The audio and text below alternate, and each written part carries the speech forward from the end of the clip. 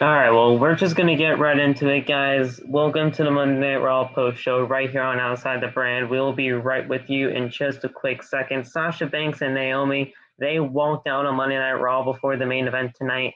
And other than that, it was just your typical Monday Night Raw. It wasn't good, it wasn't bad, but the main story is Sasha Banks and Naomi. So we're going to get right into it, y'all. Stay with us right here on Outside the Brand. This is your Monday Night Raw post show review on Outside the Brand. We'll talk to you guys in just a quick second.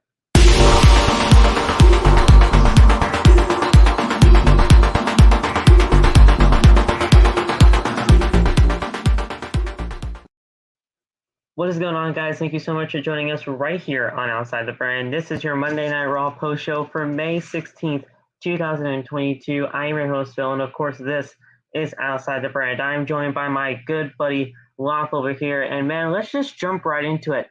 The news is absolutely insane with the news of the developing story when it comes to women's tag team champions, or should I even say the former WWE women's tag team champions. Sasha Banks and Naomi, they walked out on Monday Night Raw due to creative differences, and this was all due to the whole six-pack challenge main event that was supposed to be on the show for the main event tonight on Raw. They had creative differences, and they just simply walked out. Once you heard all of this, what did you think? I mean, I thought it was per storyline.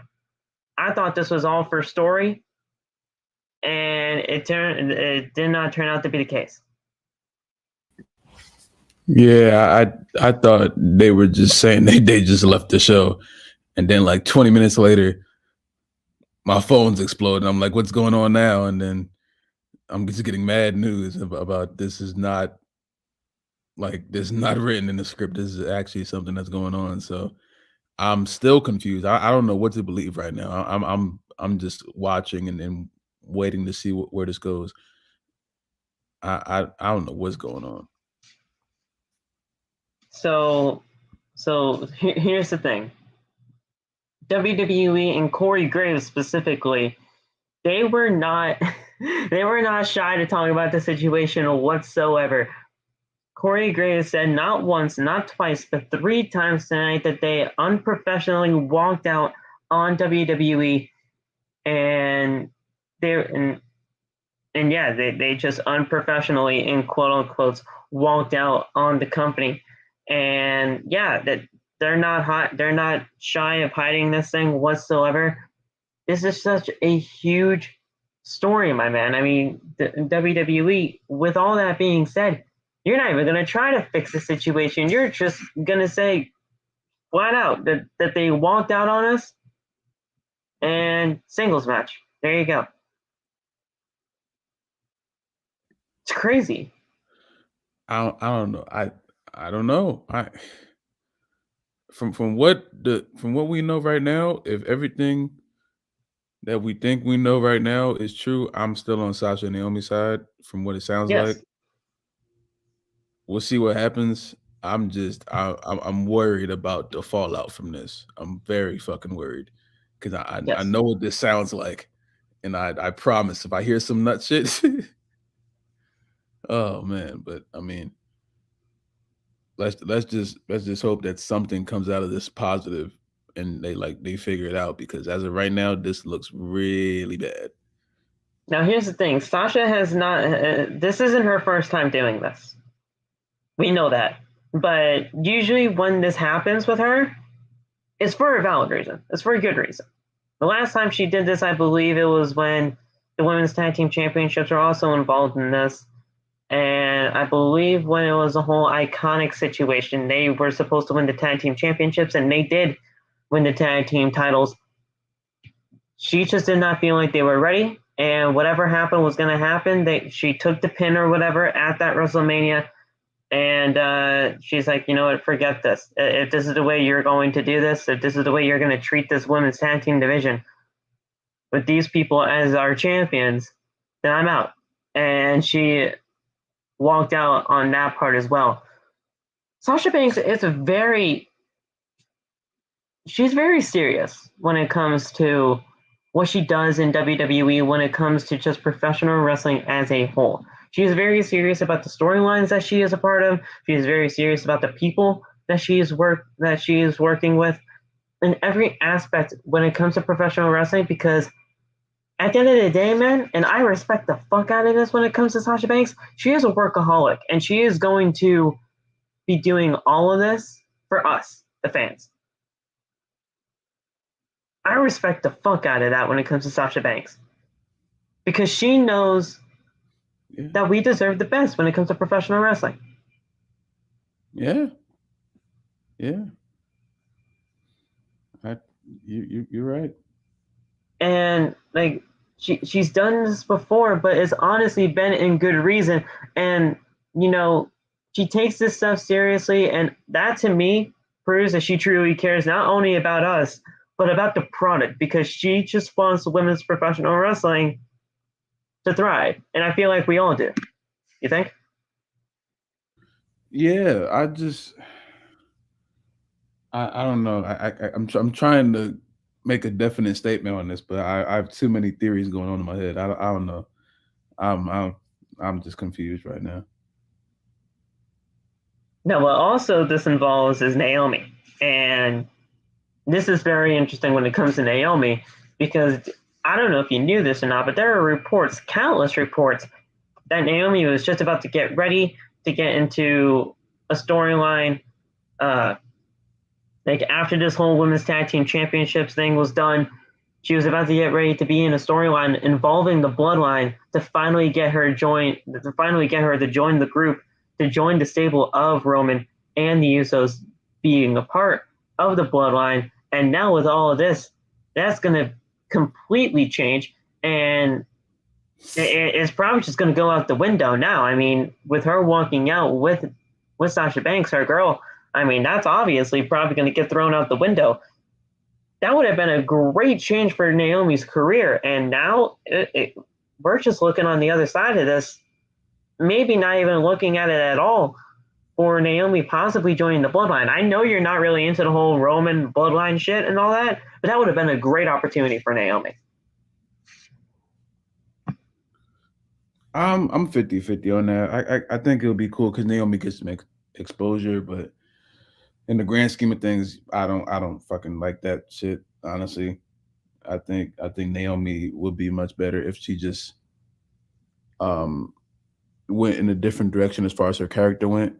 But I see why they will put her in that, but that's not my concern. Honestly, I don't care about her being added in the bloodline. I'm not saying I want to be cool or anything. That's just not something like the first thing that came to my brain.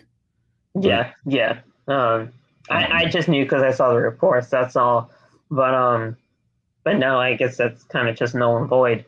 But NAOMI, we all know that Sasha and NAOMI are very close inside and outside the ring. So obviously, when all this dispute when it comes to creative came about, she joined her girl, and they walked out together. It's such. I thought it was per storyline, bro. I really did. I thought it was all for story or something, and it just was not the case. So we got many reports to go over, and we even got an official statement by WWE. I say we kind of just dive right into this and really just get into the nitty gritty of this thing. Just trying to dissect this thing in the only way we can. This is the best so we can do. All right, guys. So before we get into everything when it comes to the whole reports and all of that stuff, let's just get through the whole spiel about the rest of the intro here. I want you guys to follow us on social media. All the TikTok links are down in the description below, as well as you guys can follow me on Instagram and Twitter at PhillyMatt_. That is where you can find me live tweeting every single Monday, Wednesday, and Friday for the actual shows during the course of the week. And yeah, guys, you guys can hit that subscribe button down below, as well by turning on the bell for all notifications. You can never miss an episode of OTB because you'll get notified every single time that we post here on the channel. And, we have like goals. here on Outside the Brand every single time. Let's try to get it to 12 likes. That would be greatly appreciated, and I really think that you guys can get that done in a timely manner. Don't forget to get your t-shirts as well. LoftBonfire.com, the exclusive home of Outside the Brand. And it's merchandise. That's right, man. That's right. Look at that. And you guys can rep OTB wherever you may go. And finally, before we get right into the news when it comes to this whole Sasha Banks, Naomi walking out on Raw situation, thank you guys so much for being here on your Monday nights, wherever you may be. We appreciate you all, and we could not do this show without all of you. All right, guys, let's get right into the show. Let's get right into the news when it comes to the Sasha Banks and Naomi situation. Them walking out on Monday Night Raw. According to PW Insider, the Raw main event had to be changed after talents walking out on tapings, or actually walking out live on Monday Night Raw. According to Mike Johnson on PW Insider, the main event of tonight's Raw broadcast changed at the last minute because last minute to make it Becky Lynch versus Asuka as two talents walked out on the show later on during the day as Raw went on the air in Norfolk, Virginia. The word making the rounds backstage is at the tapings that Sasha Banks took issue with some of the planned creative for the original main event. A Raw six-pack challenge to determine Bianca Belair's next challenger for Hell in a Cell for the Raw Women's title. Banks had meetings with Vince McMahon, and the brief among those we've heard from is that McMahon didn't choose to change directions when it comes to his plans. Banks wouldn't back down on her issues when it comes to creative, and made the decision to leave the taping. Naomi, her WWE Tag Team Championship partner, left with Banks, even though she was also booked to be in the main event of the show as well. WWE quickly shot several news segments with Adam Pearce and Becky Lynch, and instead set up Asuka versus Becky Lynch as the new main event for Monday Night Raw.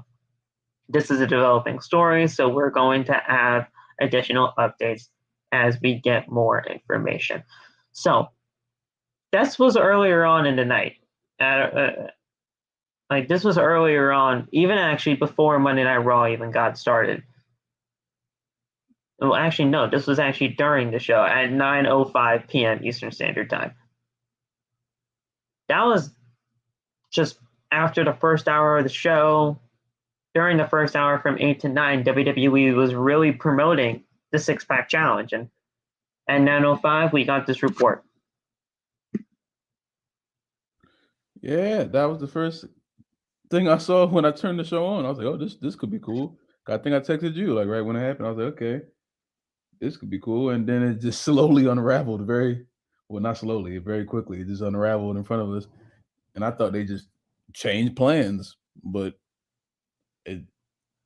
I don't understand why you had two tag teams in this match in the first place. That's my first issue. I don't know why you even had them in this to begin with. That doesn't make any damn sense. But I think this is one of the first consequences they're about to get for making these tag titles and having no tag teams on the roster. So now this is one of their small consequences that could lead to much, much more, because it's not that if you had more tag teams on this roster, I don't think this issue turns into what it is. Because if this, I don't think I'd be complaining every single week about these worthless tag titles. Yeah, it's too much stuff rooted under this. You know, there's too much. There's too much cause and effect, and I don't know. Yeah, no, you're 100% right in that. I mean, these tag team championships, regardless of where they are even placed on the card, they don't mean a single thing. And because of that, well, the reason why they don't mean a single thing is because there's no tag team division on the show when it comes to women.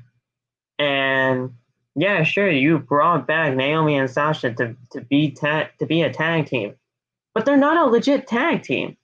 They were never a legit tag team when they first started getting back into the swing of things on this current product. Were they a tag team, so to speak, when the whole PCB Team Bella Team Bad thing was happening? I mean, you can say yes or no to that, but then again, that was a different time. That was a way different time and period of WWE. Yeah. But yeah, I mean, they brought these two back as a tag team for a nostalgia act, and now it looks like it's kind of paying the price with everything that is happening because there are no tag teams on the show. You can also say that for the men too, but that's a different story. It's too much stuff that's underlying with this, man. Yeah. So then we got an official statement by WWE, and this was first tweeted out by Sean Ross Sapp. This is the first. That was the first person that I saw tweeted this out, and of course Sean Ross Sapp, as we all know, is of with Fightful and Fightful Select. The report, or not report, but the official statement from WWE goes as follows. When Sasha Banks and Naomi arrived to the arena this afternoon, they were informed that their participation in the main event of tonight's Monday Night Raw.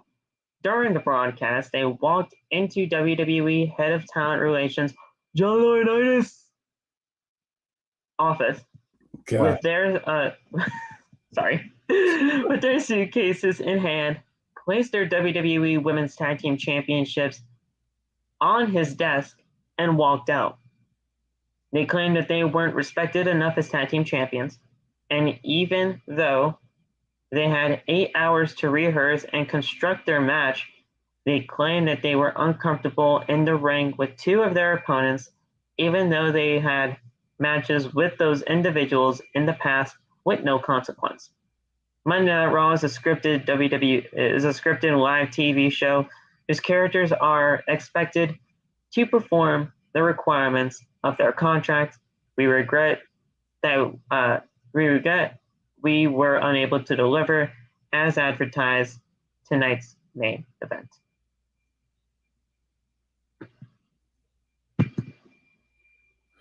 I don't get it.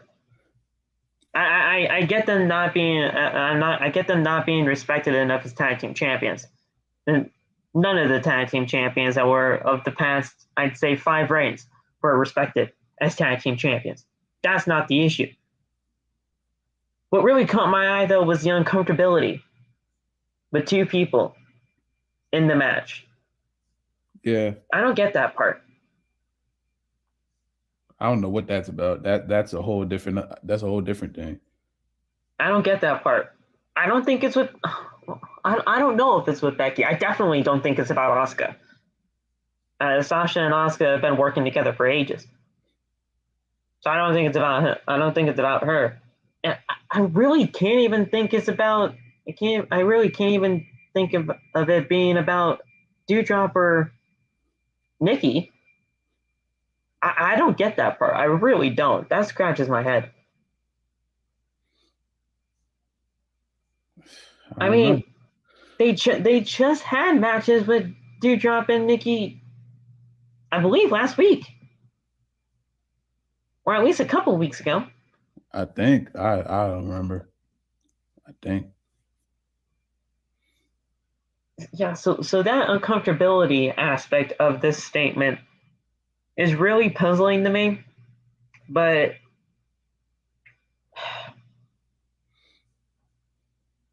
I don't know. I mean, then the last part where it says Monday Night Raw being a scripted TV show with the characters, all that stuff, that's just WWE protocol being themselves there.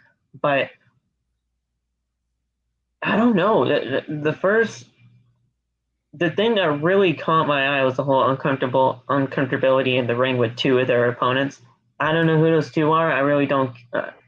I do care about who those 2 are, but I don't care enough to actually, go deep dive into their personal shit to figure it out. That's on them, and that's up to them to figure out. If there is a legitimately underlying issue, just check that at the door and figure that out as you continue to work together.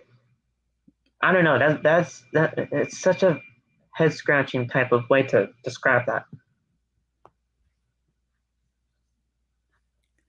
I don't know, man. Something's not right. I don't understand the whole, because I'm seeing so many different freaking narratives now and the whole unprofessional thing. And I'm like, first of all, we're not going into the whole Sasha and Naomi unprofessional, because we literally watched Becky and Charlotte have the most unprofessional altercation in front of us on TV.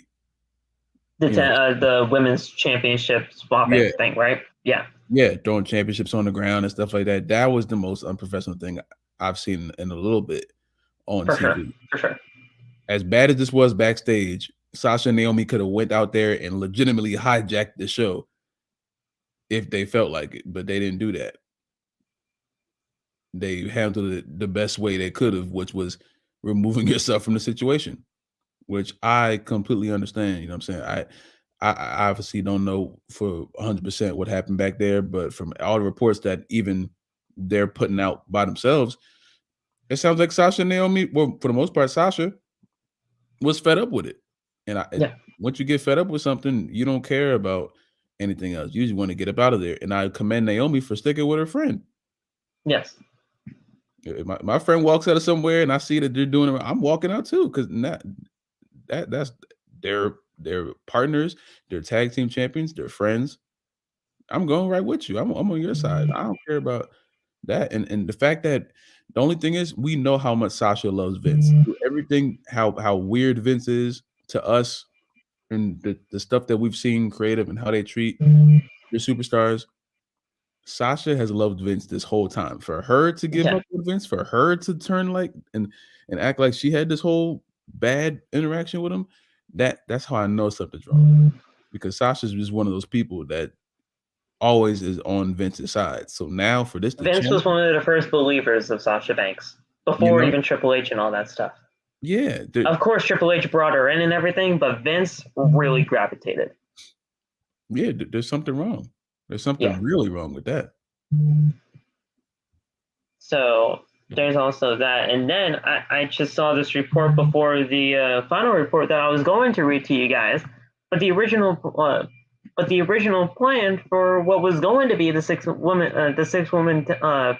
six pack challenge women's, you know what I mean, the original main event. So according to Fightful Select, it was unknown that Naomi, what part Naomi had in all of this situation, but the fact that she left with her tag team partner Sasha Banks. This walkout happened near the start of the show, and that's in quotes. It is reported that the segments were hastily produced to arrange a new Becky Lynch and Asuka main event instead of the 6-pack challenge. It was actually in the cards for Naomi to win the match and secure a future women's championship opportunity against Bianca Belair. This is a part of the Fightful Select post. It's worth noting that as of the time that WWE Raw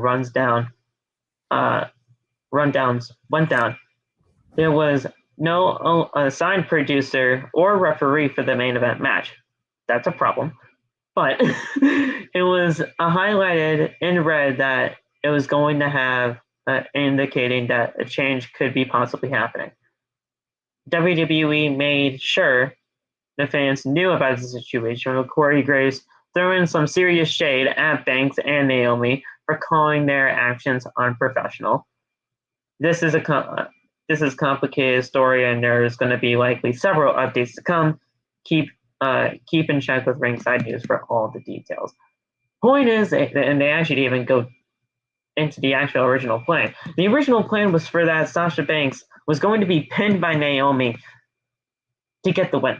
Naomi was going to get the win, but Sasha Banks was going to be pinned in the situation. It was not going to be Doudrop. It was not going to be Nikki, Becky, or Asuka. It was going to be tag team champion pinning tag team champion. Why? What point does that prove? If I was in a 6-person match with all you guys of OTB, I'm not pinning any of you guys. Or if it was you and me in a 6-pack challenge with other randoms, I'm not gonna pin you. We're good friends. Especially if there's other people on the roster that you can put in there. Why? We're on a team. Why am I pinning my teammate? What? Right. What? That makes no sense. Right. So,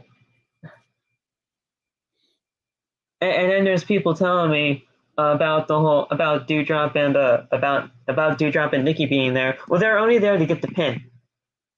It's a 6-person match, but it's everybody for themselves. It's a 6-pack challenge. It's not a triple threat tag match. If it was a triple threat tag match, of course, they were going to be the ones to get pinned. But it's a 6-pack challenge. Every woman for themselves. Naomi is not going to pin Sasha Banks. Or Sasha's not going to pin Naomi. Point blank. It makes no sense. Why do you want to have a champion pin a champion? Like there's mad other people on this roster. You have Alexa, who had a stupid match against Sonya tonight. You have Sonya, a stupid match. You have Alexa. Oh, I said Alexa. You have Liv there. She was just ringside tonight, so she didn't really need to be there. Who else? You have Lacey up there. Lacey cut one of the worst promos I ever heard in my life. And we'll get to the actual Raw part of the show, guys. Don't worry. You had so many people there that weren't doing anything tonight. You had Rhea just sitting there. I was freaking out when the match was in first. And I'm like, first of all, why are there 2 tags in here, and why is Rhea not anywhere in this? Yeah. In the first place. So I don't get why they do this stupid shit. I don't get it. I don't understand why they do this stupid shit. It doesn't seem that hard for them to make it doesn't seem that hard for them to make a show that actually makes sense. But every week they show you how much they don't use common sense when booking the show. As if Lacey Evans had to be in that promo tonight. As if Liv Morgan had to be ringside just sitting there clapping. As if Rhea just had to be only in the promo and nothing else in the rest of the show. Like, what the fuck? Now, where's Selena?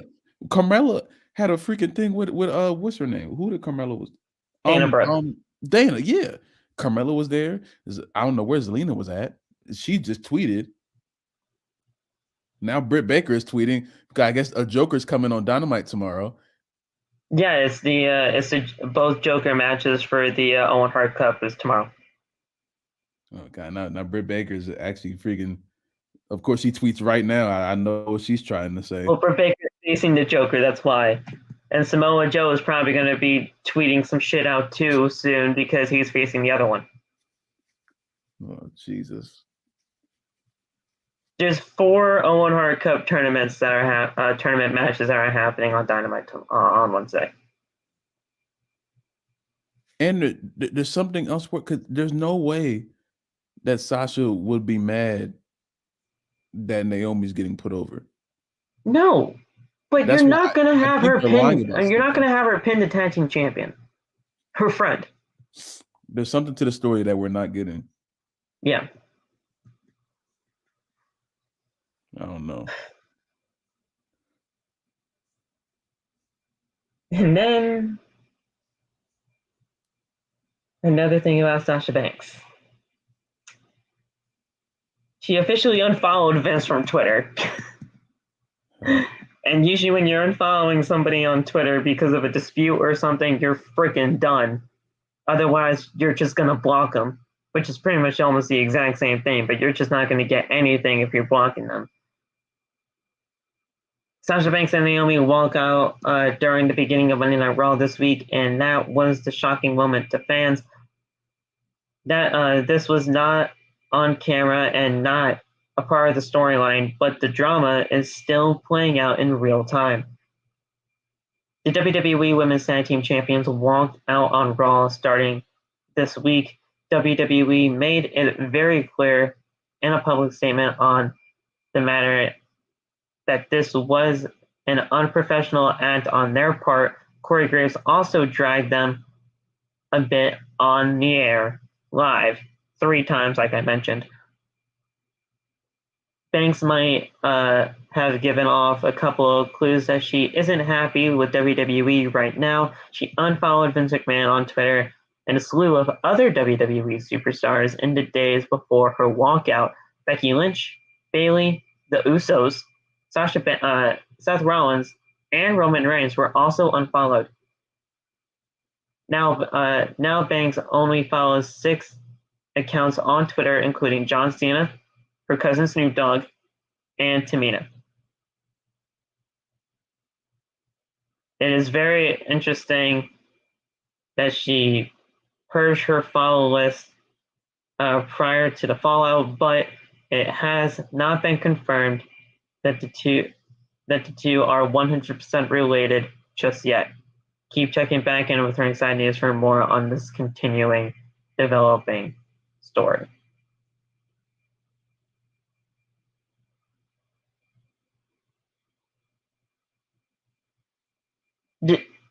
Well, she follows Naomi, of course, but the fact that she unfollowed Becky Lynch, Bayley, the Usos, Seth Rollins, and Roman Reigns, why? Bayley has nothing to do with this. And none of the guys. Something's going on, man. Something is going on.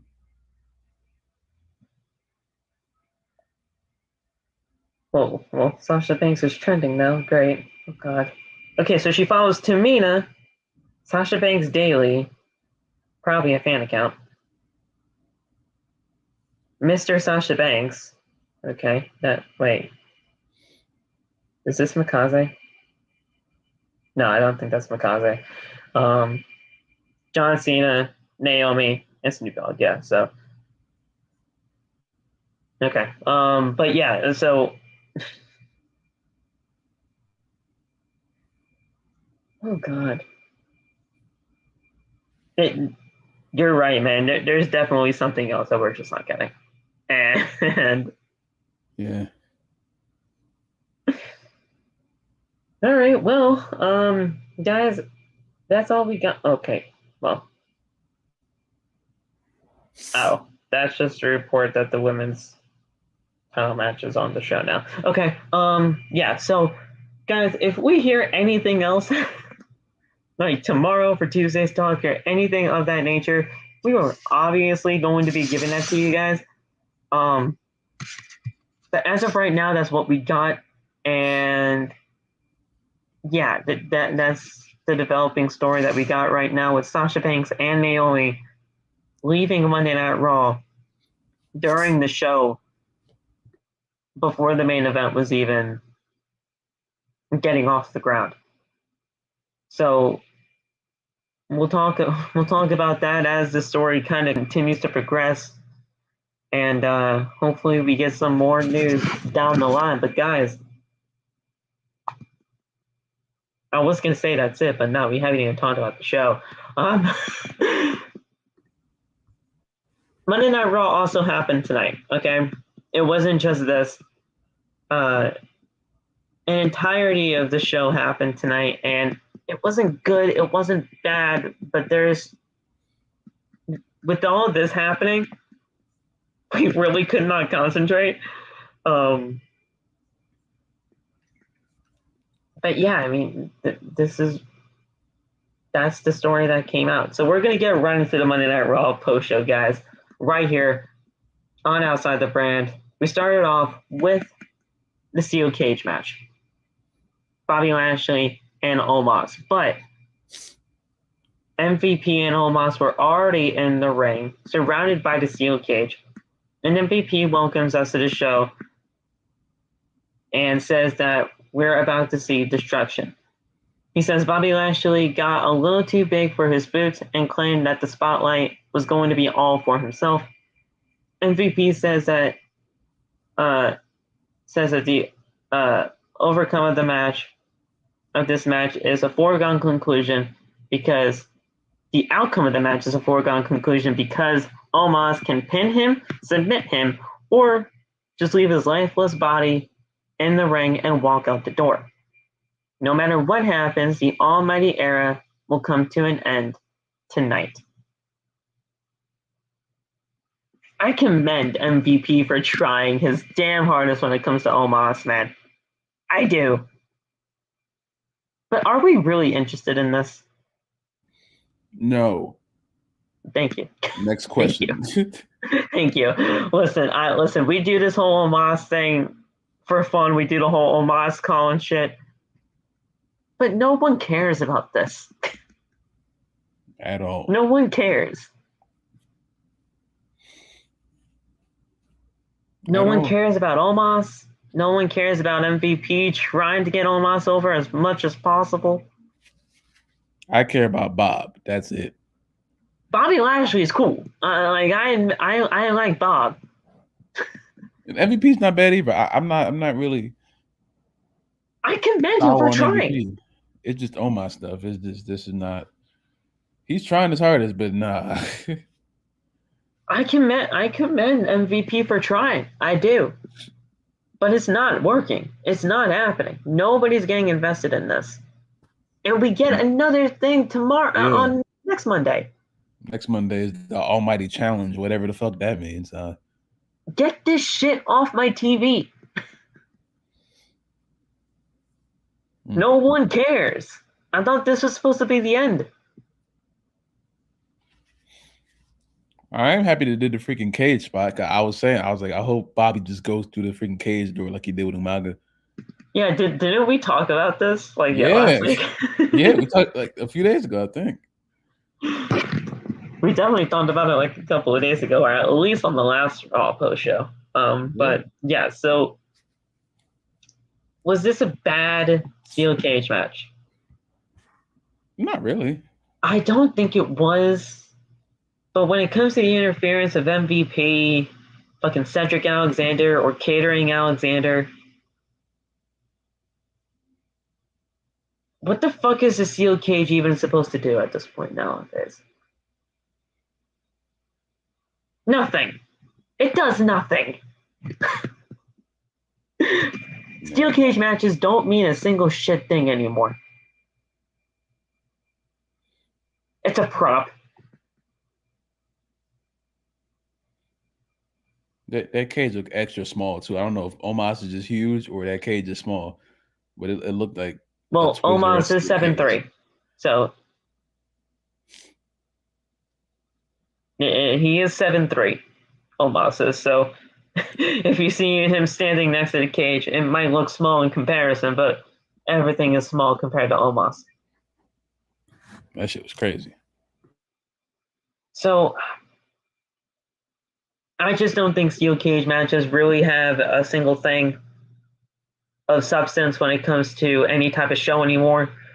I kind of even think about that with all kind of steel cage matches. Hell in a Cell, it's not really all that. It is important to some extent, but last year we had about 7 or 8 Hell in a Cell matches in 1 year. That's not special to me. Steel cage matches, they're kind of one and the same. You get them here and there, but people interfere anyways. You need to have these matches feel like something, or at least be special. They don't to me anymore. Yeah. My excitement for the match went down as soon as Cedric ran out there, and I was like, okay, let's see how this is gonna go. But at least Bobby won, I guess.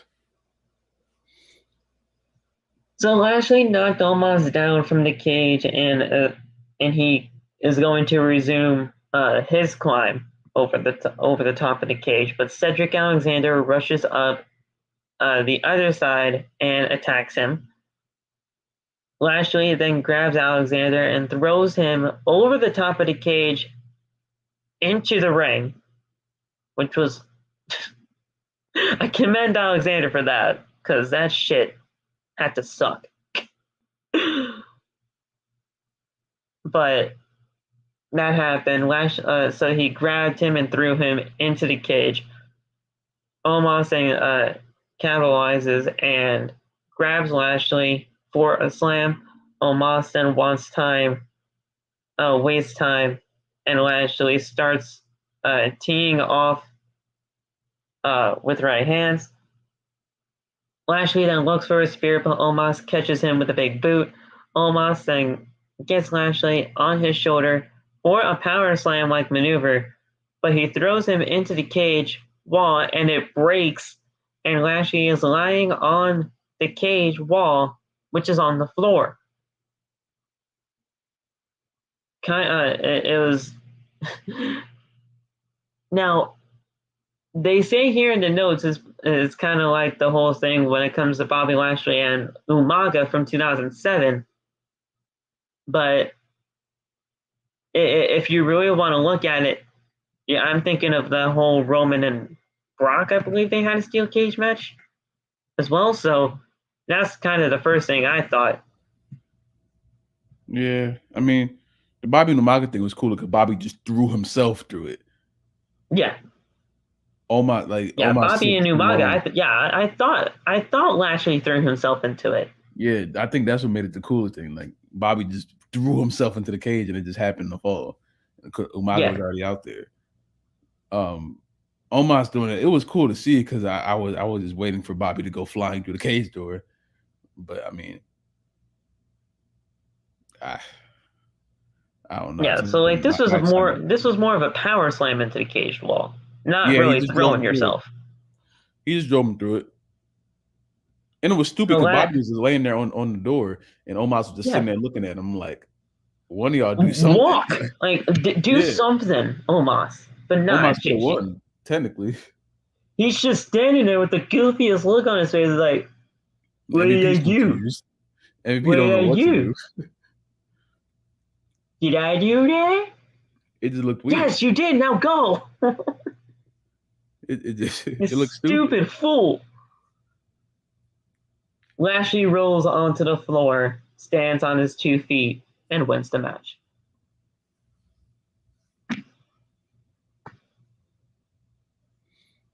Okay. Now we get this goddamn almighty freaking challenge on next Monday. What is that going to entail? Are we going to get these two inside Hell in a Cell? Dear God, I hope not. I wouldn't be surprised. It's going to be like 8 Hell in a Cell matches. We got Cody and Seth. We're going to get this. We're going to get the tag team title unification in Hell in a Cell, probably. We're going to get, what else? Well, Roman's not going to be on the show. Bianca and Asuka, probably. You think that's probably going to be in Hell in a Cell? I would not be surprised. I wouldn't be surprised if that cell was just up all night. The same cell. Like they just did. Just let it stay there. Surround the ring the entire night. Everybody just has to get in the cell. Yeah, I would not be surprised if that cell just stayed there. They never raised it. Not surprised. So there's that. Then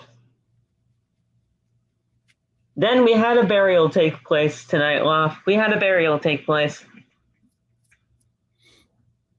Did we really? The official burial of Mustafa Ali. Oh yeah, that's just getting progressively worse. The official burial of Mustafa Ali began like 4 weeks ago, but now he's legitimately 6 feet under, and they're legitimately pouring the dirt on the grave. We come back from commercial break with the United States Champion Theory, as he is coming to the ring for his match with Mustafa Ali. right before the referee calls for the bell, Theory jumps and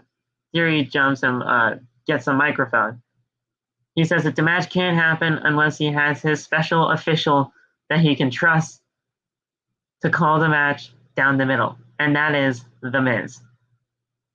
The actual referee that was supposed to be for this match, she was fucking pissed. I was sitting there, I was like, she clocked in and everything. It was like, yeah, no, ref Miz here. You can go sit over there. Like I was like, damn, I thought she wanted to work. She was ready to go do her job. She was fucking going down. Ridiculous. So Theory says that something just does not feel right when Miz is asking both the competitors if they're ready for the match. He says that he is Mr. McMahon's protege, and he is the youngest United States champion in the history of the championship. He says that it doesn't seem very fair that Ali to be beaten last week on Monday Night Raw, but yet still get a shot against him. Even though this was not for the championship, by the way, guys. This was not for a title. It's just a normal match. And he's like, oh, yeah, you can't have a shot against me when you lost.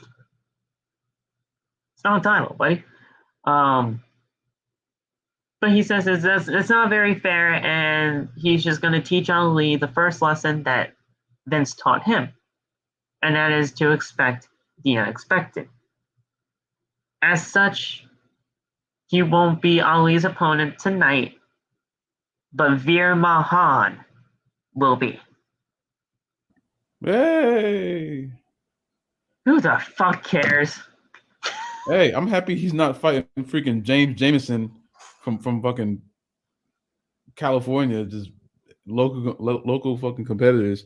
Yeah, but use him to bury Ali. Oh no, at Ali's expense, it just makes it worse.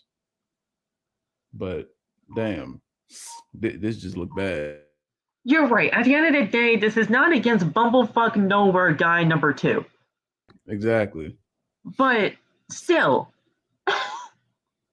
it wasn't that you're much. You're using better. him to bury another. I'm sorry. Go ahead. It wasn't that much better. It was just the fact that I was rejoicing for a few seconds until I realized that this probably isn't helping anything either. Yeah. So,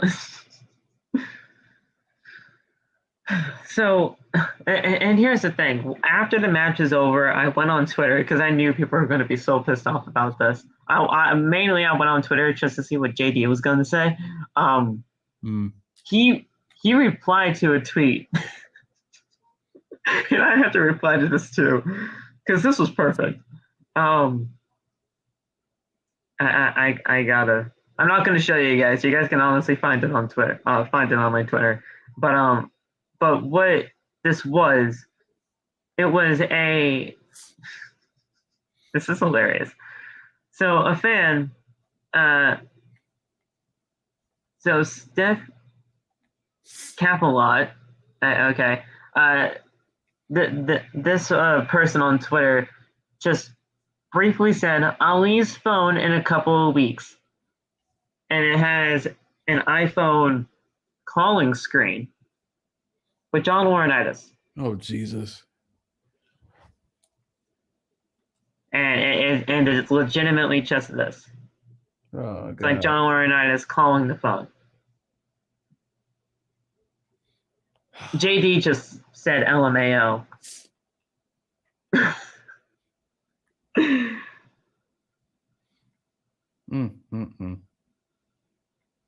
I was laughing like a freaking maniac when I saw that, but at the end of the day, listen, guys, if we all want Ali to do something better in the world of professional wrestling, him not being here is the best thing for him, but WWE is not going to do that. We know that. Yeah. WWE legitimately said it themselves. They're going to legitimately keep him hostage for the next 2.5 years or however long his contract is, because they don't want him to go to AEW. Or anywhere else. I'll keep it We'll keep it not one-sided and say anywhere else. My bad. Sorry. I hate when people do that. Oh, this AEW. There's so much more out there. Please. I know. I apologize, but not you. I know you know. That it's the first thing that comes to mind, and you know that's what happens with people. Yeah. Unfortunately, I wish other people were getting more attention than that, because 15 seconds into the Sasha Banks stuff, and they was like, "Oh, she's gonna be on Dynamite." I'm like, bro, she is not going to be the Joker for Dynamite. Calm down, people. I know people would love that, but Jesus, I would be enraged. I would lose it. That would be crazy, dude. Fucking lose it. That would turn me off so bad. I ain't gonna. Do I definitely think that Sasha wants to work with some of those AEW women? Yes, but she's not gonna go to AEW. Their women's division isn't the hottest either. They're doing some nut shit over there too. Yeah, I don't know. And you know we are very vocal about the women's division over there on AEW. Yes, yes. Do I think Sasha would love to work with somebody like a Britt Baker, Chris Statlander, obviously Thunder Rosa, Serena Deeb? Yes, of course. I think she loves and respects all of those women equally. But she's not going to AEW. She got to go. Tramel said it. She about to go get her acting shit on, because they're ready to give her mad money the moment she says she's done.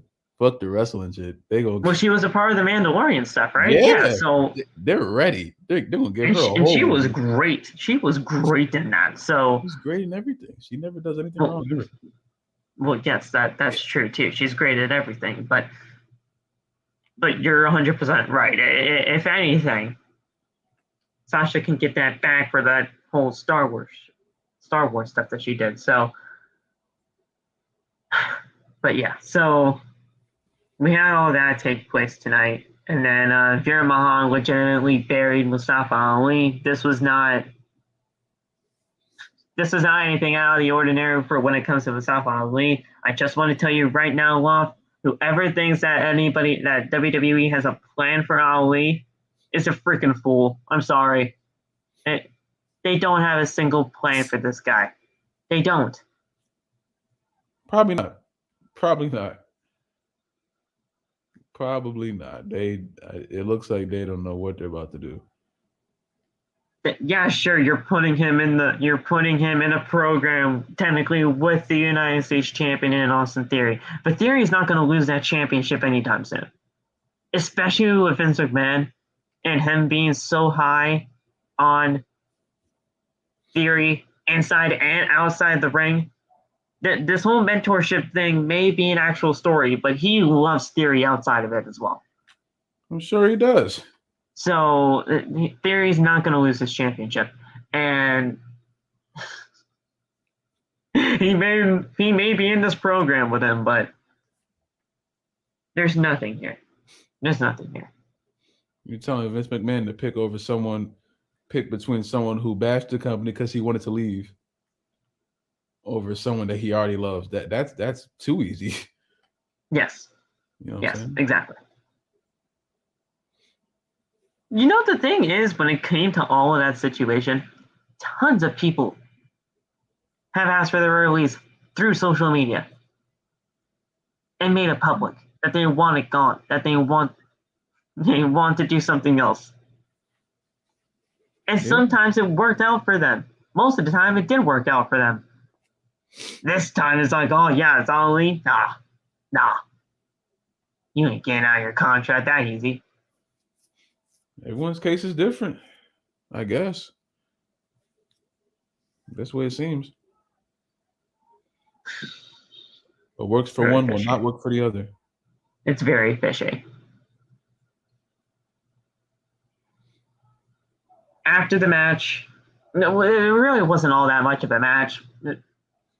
We saw some cool stuff when it comes to Mustafa Ali trying to get some kind of offense on Veer. Ali was even trying to go for a suicide dive to the outside of the ring, but obviously Miz, being the special guest referee in this match, stands in front of Ali's path to the outside of the ring, and he could not do the suicide dive. Veer hit the $1 million arm clothesline on Mustafa Ali and then did the cervical clutch for the win.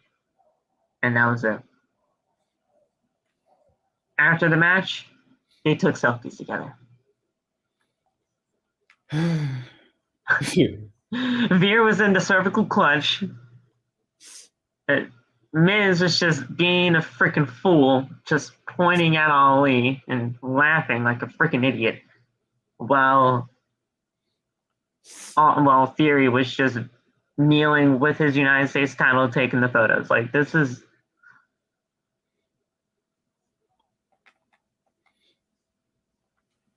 I'd rather have Nate as a referee more than Miz. Ref Nate. I don't like Ref Miz. Yeah, Ref Nate. So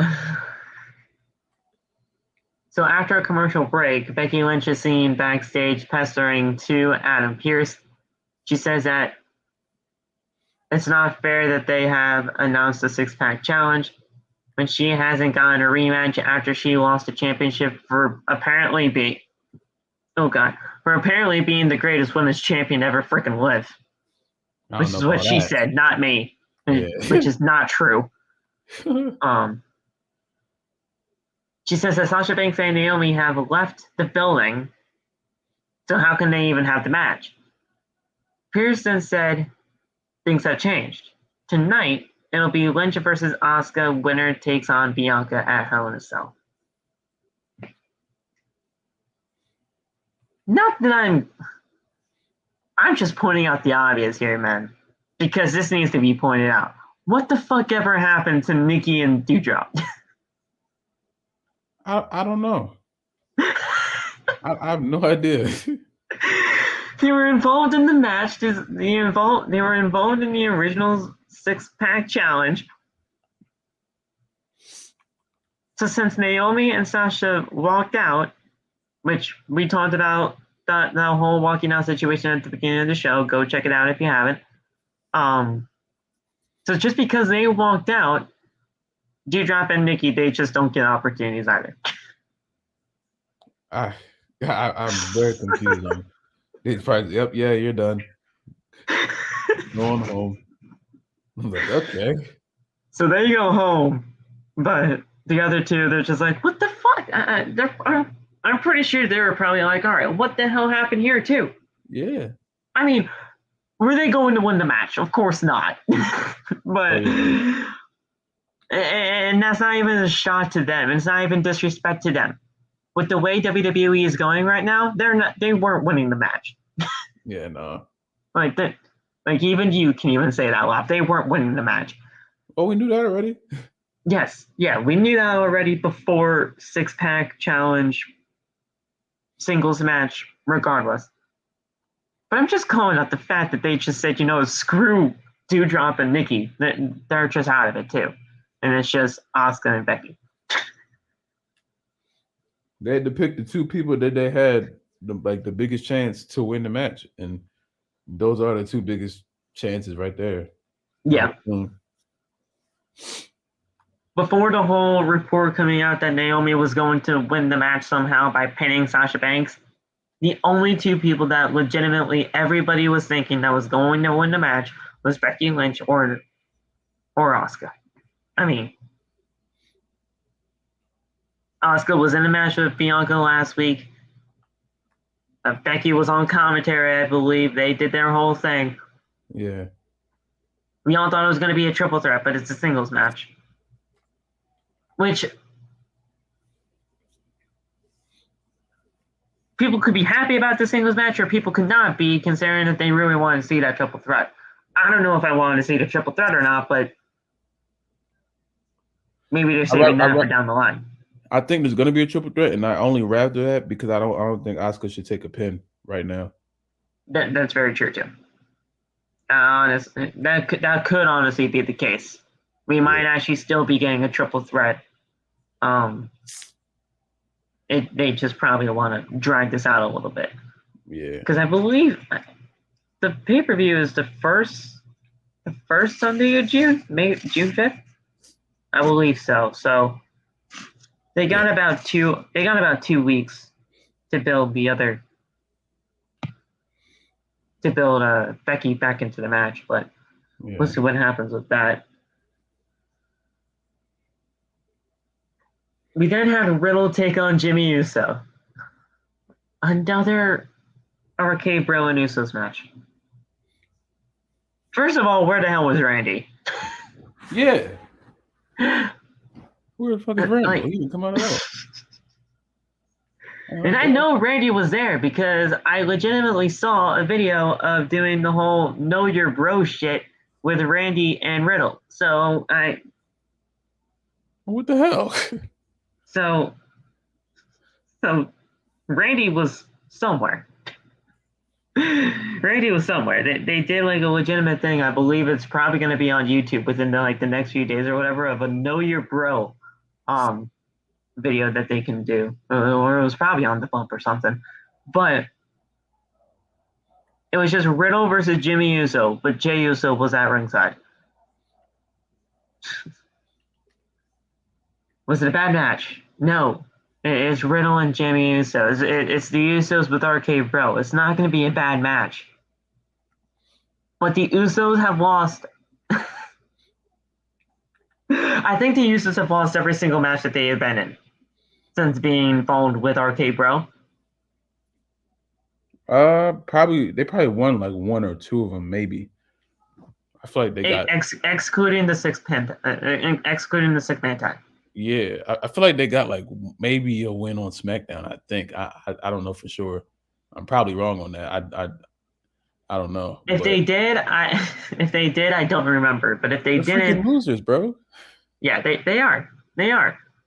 But they're going to win the tag titles. Oh yeah. Yeah. Yeah. There's no way they're gonna lose that. They can't. That's why they're losing so much, just to prepare them. And then act like, oh, look what they did. We all knew that already. They've lost most matches since they've been ever. No, I don't think that. They can't just be losing since they joined Roman. I think they have. I know that they're a weaker team. I know that for sure. Because if you took, this is what I've been trying to tell people. They pushed the Usos at the wrong time. You should have pushed the Usos when they first got there, because they were a serious team when they went out there and did like the Samoan ritual thing. That shit was crazy. I was ready. I was doing it with them. That shit was nuts. And now they're just I think everybody in this chat was probably doing that whole Samoan chant thing. That's when you push them. They had the great theme song now, but everything. I believe they had Tamina with them too, because that whole thing was starting. Yeah. But yeah, they've lost like freaking crazy. And everything is centered around Roman now. Yeah, their whole personality is centered around what Roman does. It's like their fucking daddy. Like, that's your cousin. It's not your dad. It's not your dad. I'll tell you one thing. I don't think you even you can correct me if I'm wrong, but I don't know if you even liked it at this point. Were you kind of a fan of the first part of Roman stuff when he was getting into it with the Usos at first? To get them into the bloodline? Because at the first part of all of that, I loved it. Getting him inside Hell in a Cell with Roman and Jey to get them involved with it. Then Jimmy coming back, and then Jimmy trying to get into the fold, or even trying to get Jey out of the fold because he's like, listen, you can't do this. I loved all of that. But then it really started to happen, like my souring towards him started within like the last 6 to 8 months. I mean, the highlight of it was the Hell in a Cell match. With Jey. That was, yeah. Okay, yeah. So you were a part of that for this. Yeah, that was what I was like mostly invested in. Cause that was just really, really, really good storytelling. Right. Okay. Everything else was hit or miss. So you were pretty much a fan up until that point, and then once all of that kind of came down, it was kind of just sour from there. I saw what I told you. I saw what the whole Cesaro stuff. Huh? You weren't really a fan of that whole Cesaro stuff, or Kevin Owens, or any of that? No. Okay. No, I'm not. Okay. I wasn't the biggest fan of them, if I'm being honest with you. So it's just Okay. I wasn't really into that. I soured as soon as SummerSlam was over. Okay. That was my SummerSlam. breaking point. Okay, SummerSlam with Cena. Okay. Hey,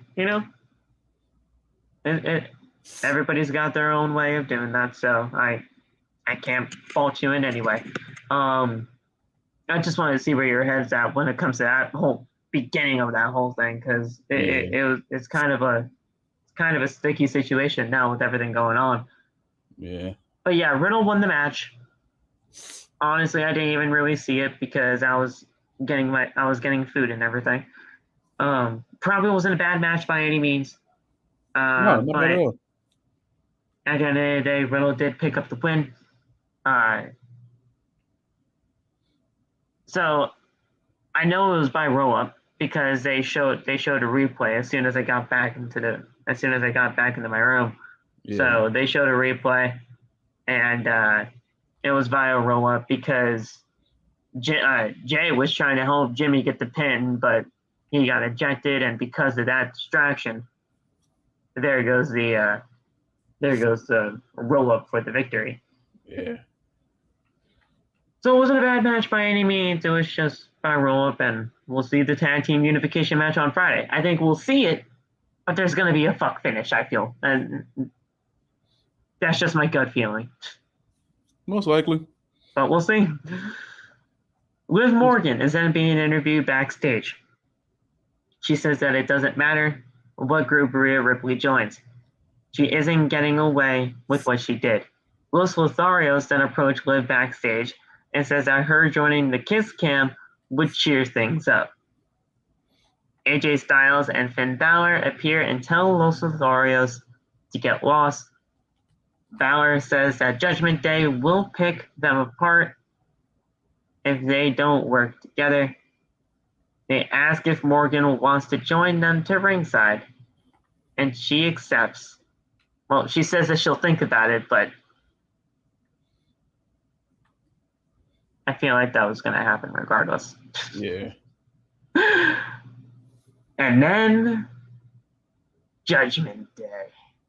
That's the good shit right there. I freaking love this group, man. That's the good shit. Judgment Day is backstage in their room with the throne, with the purple lighting and everything. Damian Priest says we're not getting the message because they should stand. We all should be standing in respect, which I was. I was at that point. I respect the shit out of them. I respect Priest. If he says to stand, I'm standing. I don't care. So I stood in respect for Edge. I stood. I don't care. Priest says that they don't take orders, and if any of the fans, heroes, want to step up to them, they'll face punishment. I love this whole facing punishment when it comes to Damian Priest because, I'm going to have a little bit of a trivia for you. Okay. What was Damian Priest's former name before joining WWE? I have no idea. Punishment Martinez. Huh. Punishment Martinez. That's a name. He was at in Ring of Honor, and he was at before even joining WWE. Him having this whole punishment thing about him being a part of Judgment Day fits him so well because it brings back that Punishment Martinez within him. So that's great. I feel like, I don't know if that's honestly by design by Edge or what have you, but if it is, great. Because give me more of that. Because if you give me anything more of that, like Ring of Honor, technically, like Ackerman for Damian Priest, that's just going to increase this character so much more for him. Yeah. So he says that any of these heroes that are going to step up will face punishment, which is great. Ripley then says that she embraced Judgment Day and she has loved every single second of it. nothing is holding her back anymore. And now is the time for eradication. And says that people should listen to his saints. It's saints, okay. Oh, remember saints. when I texted you? Remember when I texted you about like what is he calling his followers? Yeah, it's something more than saints though. I think he calls them like the saints of darkness or saints of something. I know, but like it's saints. It's not followers because they don't lie. He says some of the fans are tired of pretending, and he sees it in people's faces. They need to stop being sheep and join his movement. Grab the lightning, accept this gift, or continue to live in the purgatory of existence. I would love Edge's cadence in all this. He's great. Man, it's great. He says he's always seen how this plays out. He says he's already seen how this plays out. More will join. In fact, his arms are open, wide open, to anyone that wants to further their career. And that could even be AJ Styles. He would be a great addition to the movement. Edge understands that AJ is trying to please the fans. He gets that. He used to jump off ladders to try to do the same. But where did that get him? A bunch of broken bones, an early retirement, and the fans moving on because they just simply didn't care. Which, I'm going to have to talk about that line because I don't feel like that's the case. Styles should consider joining the group. Balor too. Otherwise, they will face judgment. Everything about that was great, except for the broken bones, early retirement, and the fans moving on because they just simply didn't care. We all cared about Edge's early retirement, bro. Yeah. That was a sad night. Like, as soon as I started to get into WWE, Edge had to retire. And I'm like, why? Why does this have to happen to me? I know Edge is probably one of the greatest of all time, and I can't even see him now. I'm glad that I'm seeing this part of him now because I didn't get to experience the whole heel Edge because that was before my time, even watching professional wrestling. Yeah. Obviously, I got to see it as I got older because I obviously go back and do my homework. Yeah. But I never got to see this type of stuff. And now with him being back, this is great. It's a good shit right there. I mean, when did you start watching wrestling when it comes to Edge? I mean, you pretty much saw this whole heel stuff before him, right? Yeah, well, not this, but I didn't start watching until 2006. Okay. So I mean, he was doing heel stuff in 2006, but I was like, I don't think I was like the biggest fan of him until like 2009. I think like when he first started doing the shit with Jeff, that was like I was like torn between them. I like both of them. Obviously, I like Jeff more, but they had a really good feud going on in 2009. You were just kind of really trying to get a grasp of Edge before anything like that because I think I never had that point like where I hated Edge. He was just cool. I hated Randy at a point. It was always like the debate between Randy and Edge. Which one did you hate more? I think I just hated Randy more than anything. Yeah, I was a hater of Randy more. Yeah, he was just doing nuts shit. Edge was doing nuts shit too, though. Edge was doing some crazy shit too. Oh yeah. You ever saw his stuff that he used to do with that whole storyline with Vicky and Big Show? Oh yeah. No, I did my homework when it comes to Edge's retirement because I needed to see everything more. I needed to see more of the stuff. That was that good television right there. That was some crazy shit. Oh man. But that, like Edge and Vicky were like married or whatever, but apparently Big Show was involved too, and World Heavyweight Championship opportunities were involved in this because I think Vicky was GM or whatever. That shit was crazy. That was some fucked up television, man. I saw Big Show kissing Vicky and turned that shit right off. did not want to see that today. That shit was crazy. So all that was taking place. I texted you. Well, I actually commented on a video of yours saying I feel like Finn Balor is going to be turning on AJ Styles. If not tonight, then definitely after Hell in a Cell. It didn't happen tonight, obviously, but I think you're right, man. I think it's going to be Finn. I don't love it for Ciampa because, let's face it, Ciampa does not have a single direction on this show, and he's been here for 3 weeks, almost a month now. But I think it's going to be Finn. I do. It might just be. That would be cool though, because I would love if Liv was in there too, because I'm worried about her direction as well. But we'll see how that goes. Do we get the 6-person tag at Hell in a Cell? Do you think? Yeah. Wouldn't be surprised. I love that 6-person Hell in a Cell type thing. I know it's out of the norm, and I know it's controversial, but man, I would love to see this inside Hell in a Cell. And I know it's probably going to be like 8 matches in Hell in a Cell anyway, but this fits him so well. It's going to be good. I would love to see. It's going to be cluttered as all hell, but I'll be interested. I don't think it's going to be Hell in a Cell, but I think we'll at least get the 6-person tag. I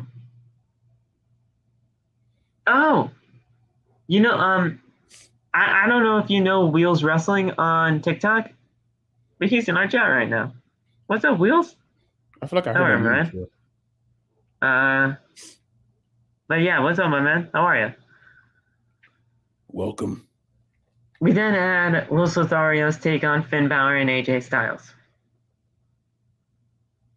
People are calling this Bullet Club 2.0. You know WWE don't acknowledge Bullet Club, so there's nothing Bullet Club in this. There's nothing Bullet Club in this. I think Liv is like a part of them now, technically. No, Liv did the whole Too Sweet thing, but she's not Bullet Club, guys. Don't worry. I highly doubt she just randomly just joined Bullet Club just by doing the Too Sweet thing. I sure hope so. Well, just to let you guys know, they're not going to be called Bullet Club next week, so don't hold your breath. Yeah, no. Like that's not going to happen, guys.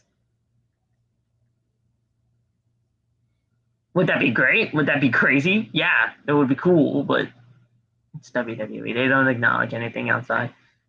Well,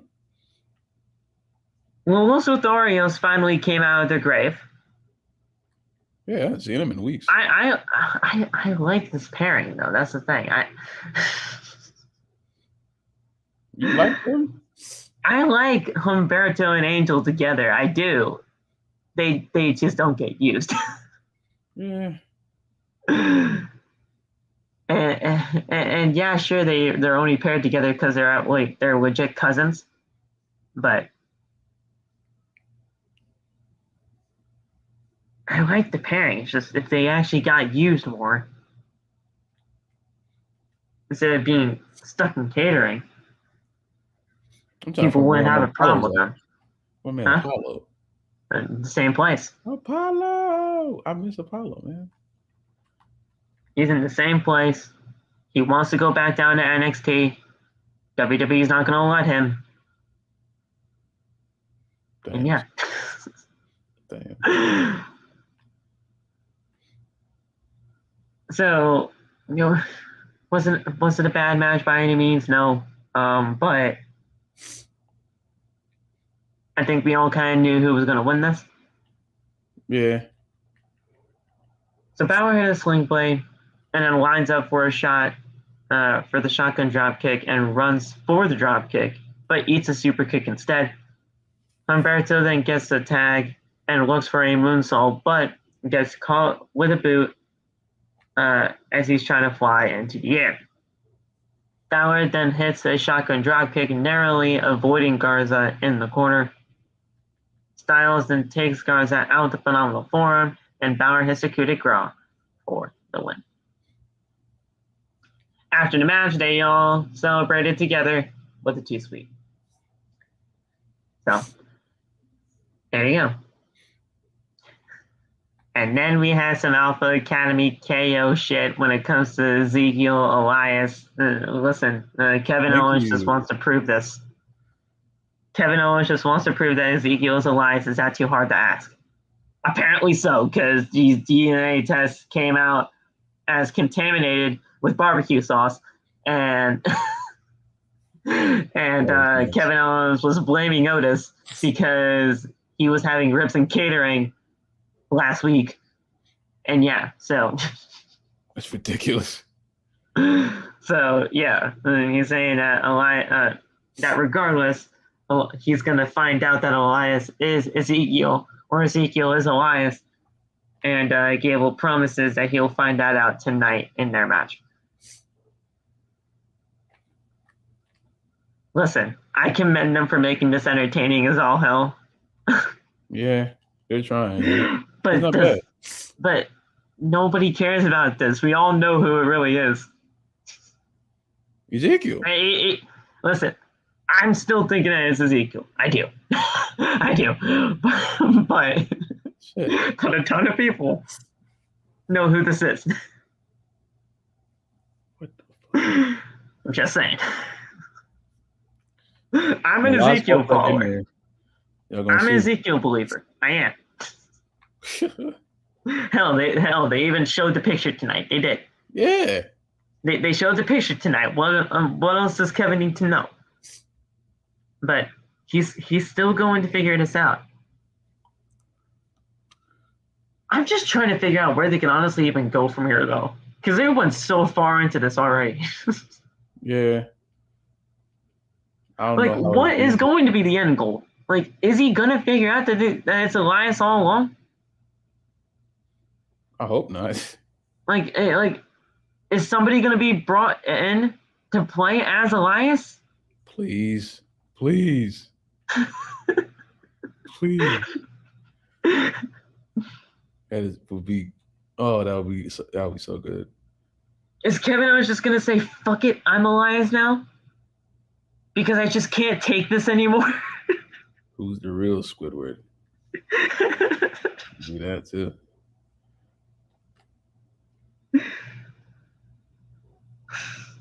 They'll figure something out. If Damian Sandow walks out there, I'm gonna lose it. It'd be hilarious, bro. That'd be crazy. Then we had Alexa Bliss versus Sonya Deville again. Is it me or Alexa Bliss really pale now? She has new music. Right. That's what threw me off. She does have new music, yes. It's a whole new fucking song. I knew they were going to change the music, though, so that's why I didn't even bring it up. I didn't see that coming. They always change it. Oh, they have us set for music 1 week, and then all of a sudden next week change it. I knew something was going to change. She threw me off. She is pale as hell. I don't know if that's part of this. Or, it's probably the makeup, yeah, but that's all over her body then, because, geez. I'm just happy to see her. Yeah, she looks great. Ever since getting married, I guess she has like this invigoration more to get back into the ring, which I love. I think that's great. But yeah, I just noticed her as soon as she came out tonight. She is pale as hell. What happened? Did you just come back from like a honeymoon in like an island or something? But I didn't notice. Sonya got pinned again, so she's I don't know what they're doing with that.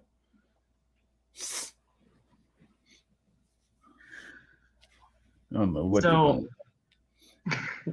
So Deville catches Bliss with a spine buster and pins, but the referee is busy fixing the turnbuckle.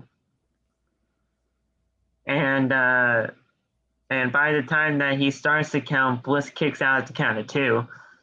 Sonya is getting frustrated with the ref, yells at him, and Alexa counters Deville and hits the Bliss DDT for the pinfall victory. After the match, Deville slaps the referee across the face and leaves. There's gonna be something that happens with Deville and Adam Pearce next week about the slapping of the referee, because she's not an official anymore. She's an actual member of the roster. Can't do that. Can't strike an official. Yeah. I don't know where this is going. I like that she's not a part of the. I like that she's not an official anymore. But where's this going? It's not going anywhere.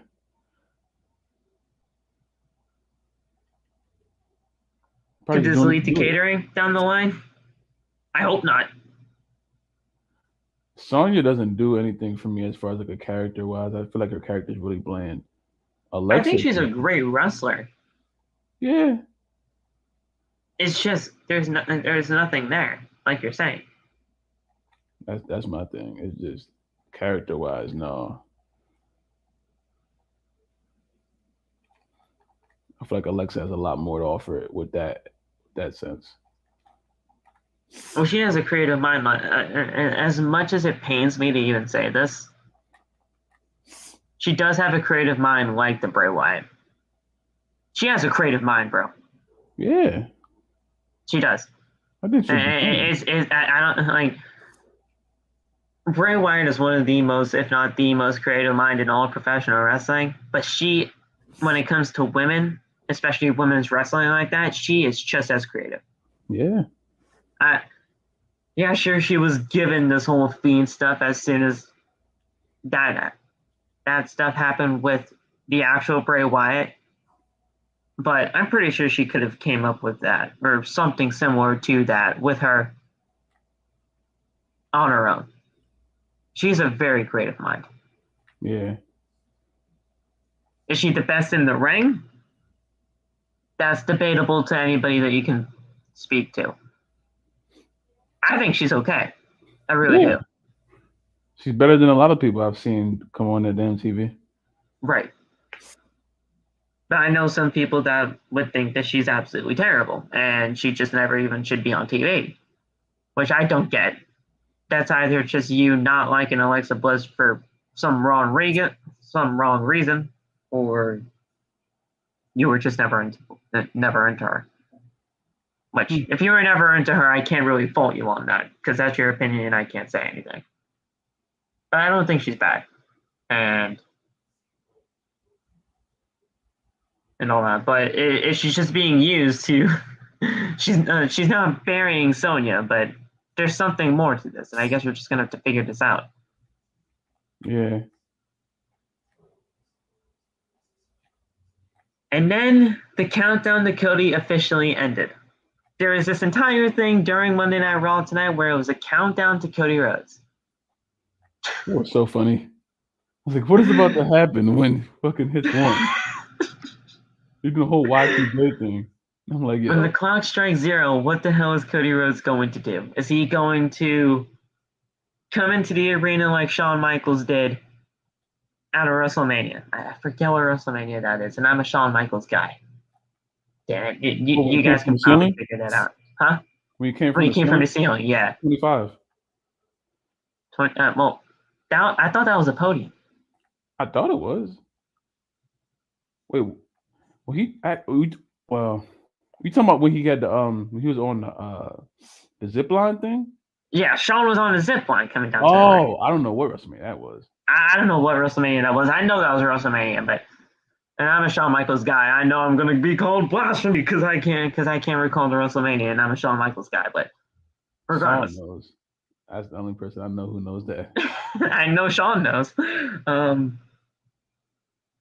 But I was thinking, what the hell is Cody Rhodes gonna do the exact same thing? Nah, he came out there for a promo, and he comes to the ring with fans chanting his name. He says that he's been told that Seth Rollins isn't here tonight, and although he is surrounded by the lovers of Virginia, he hopes that Seth Rollins is watching. Last week, he tried to move on from this chapter, but Rollins poured the gasoline on it. Rollins said Cody would never take anything from him ever again, but he has no idea what he supposedly took. 2 wins, a spotlight. If anything, the threat to Seth Rollins is not Cody, but Seth himself. He struck a purgatory and is hell-bent on dragging everyone down with him. In 2012, Seth Rollins showed up in WWE with the Shield. He remembers because he was there and one of the bitter boys in the back. Within months, Rollins shattered that glass ceiling and won his way to the top. His story is different. He didn't win. He scratched and clawed and painted his face with a smile, dead inside and looking up at the lights. That's deep. Definitely did paint his face. Because there's more to that than what people realize. That's just crazy. He scratched and clawed his way and painted his face. He's saying the whole thing about Stardust. And he was mainly on the losing side of things, but just staring up at the lights. There's so much more to this in these promos than people really see. Unless you really know the story of Cody Rhodes, you know? Yeah. So yeah, he endured and lost. You learn to adapt and reinnovate yourself. He learned he's never going to be the American dream. So why not embrace the nightmare? In some way, he lost his way to the top, but this all comes down to Seth Rollins is losing 2 matches. This is his second chance in life. You don't take this for granted. And if Seth is intent on denying him of that chance, he is going to have to kill him. That was kind of disturbing. Like, Cody, don't kill him over here. And he is going to give him that second chance. How about we run it back? Cody versus Seth 3.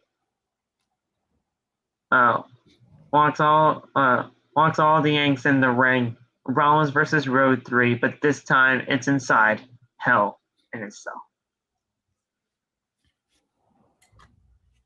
We knew this was coming. First of all, we knew this was coming before we even get to Rollins. Because Rollins did speak here. We all knew this was coming. And this is it was WrestleMania 12 or 13. Thank you so much, man. Okay. Yeah, no, that definitely does make sense. But yeah, Cody Rollins 3 inside Hell in a Cell was obviously going to be happening. And I think it's going to be a great match. I really do. Their other 2 matches were bangers.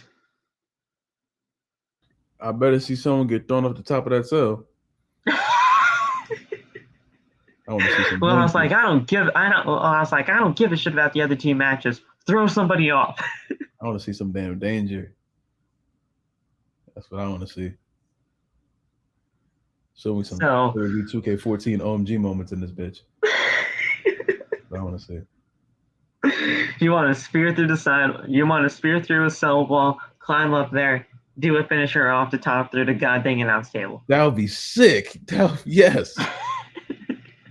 Well, that's all the 2K OMG stuff right there. You spear him through the cell wall, you climb to the top, and do a finisher off the cage through the announce table. Give me some incentive. You know what I got scared of? I thought Seth was gonna mention the whole Fiend thing. The Hell in the Cell. He technically did in ways. I thought he was gonna do it like worse. Like I don't know. Because he said whoever steps inside Hell in a Cell with him is changed forever, or worse. Yeah. And Bray Wyatt was worse. Much worse, yeah. So he appeared on the screen, speaking of Rollins, and is laughing. Just laughing. Just great. He says that Cody stole the spotlight from him at WrestleMania, but that wasn't enough for him. He cheated to win at Backlash, and that was not enough for him either. Now, he is begging for a third go-around, but this time inside Hell in a Cell. That's the biggest mistake he's ever made, because anyone who has stepped in the ring inside Hell in a Cell with him has changed forever. We already know his answer, and he is going to exploit all of Cody's insecurities and expose him for the fraud that he is inside Hell in a Cell.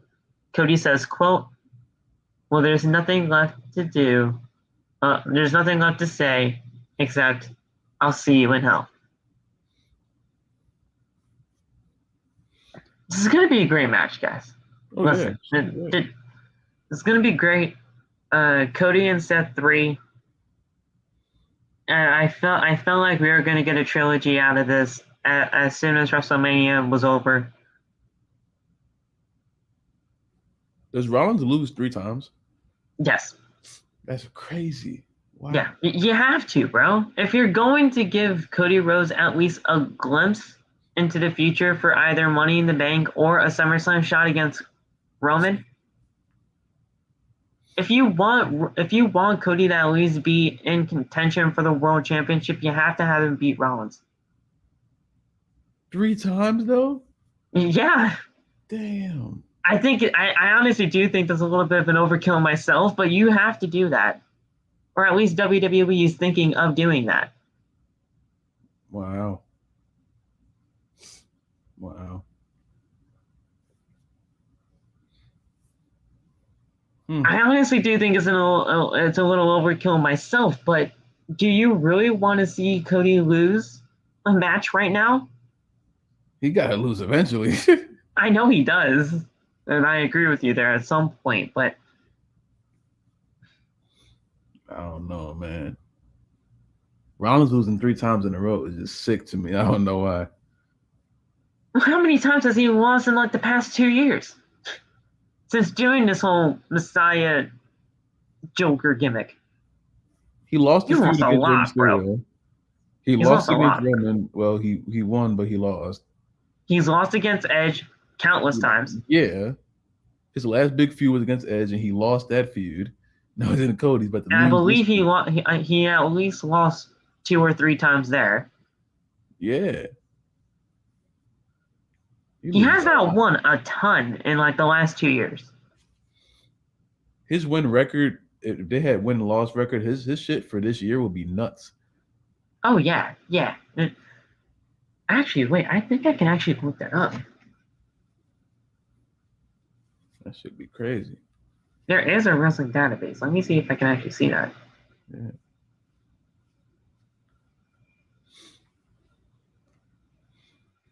That shit would be crazy. If I can look up Seth Rollins. Just Seth Rollins and see.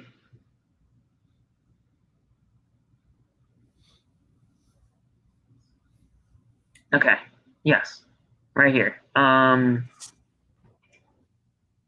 Let's just see. 2022. Oh God! Wait. This also includes the WWE live events. Oh shit. Okay. Hold on. You want just singles matches or everything? Singles matches. That's the only thing that matters for real. Okay.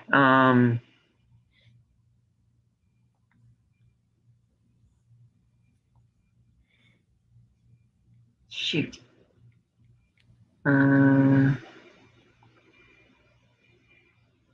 Singles matches.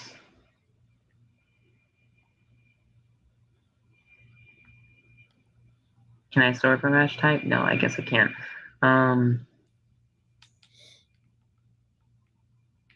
It's just Cody versus Seth for like the first few entries. God. Because it's a live event, so you include these goddamn live events in here. Wow. Cody's defeated Rollins every time in these live events.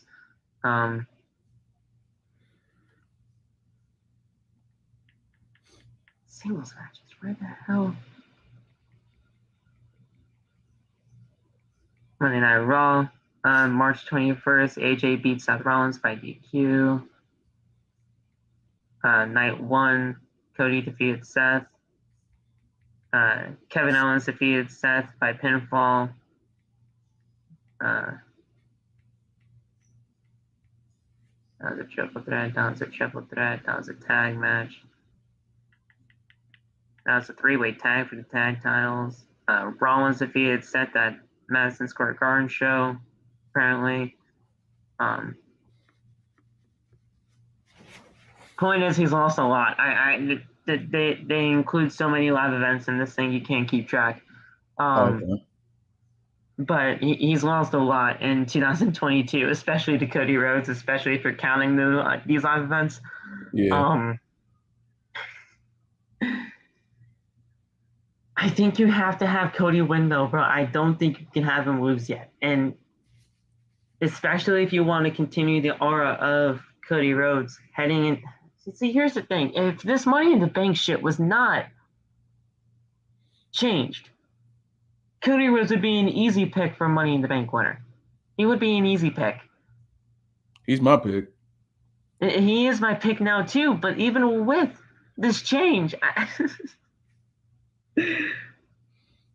don't think I read an article the other day. They talking about there's not a change. They just wanted to say it like that. Apparently, the rules haven't changed.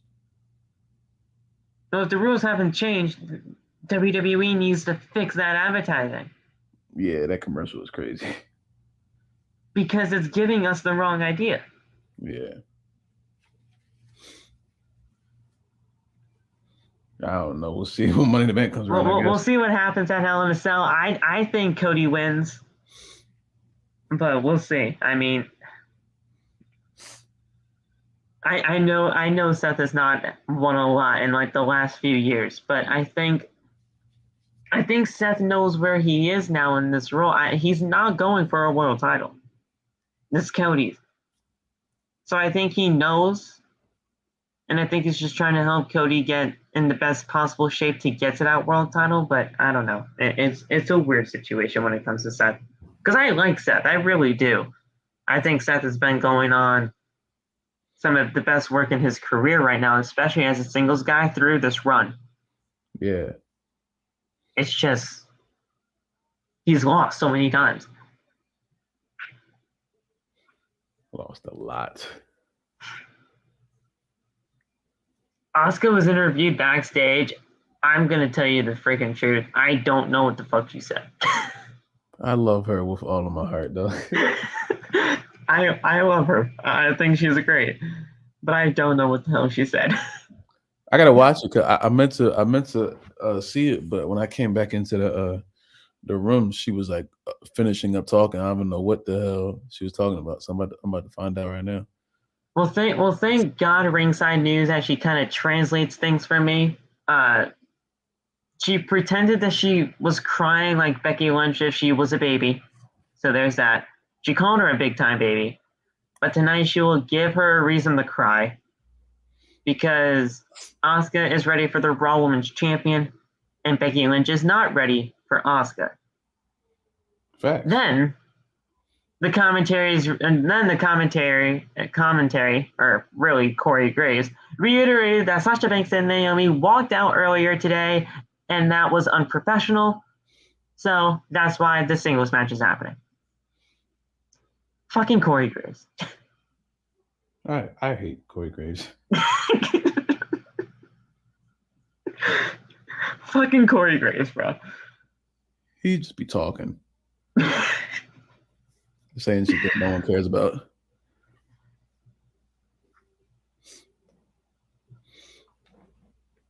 He's the worst. Ezekiel then took on Chad Gable.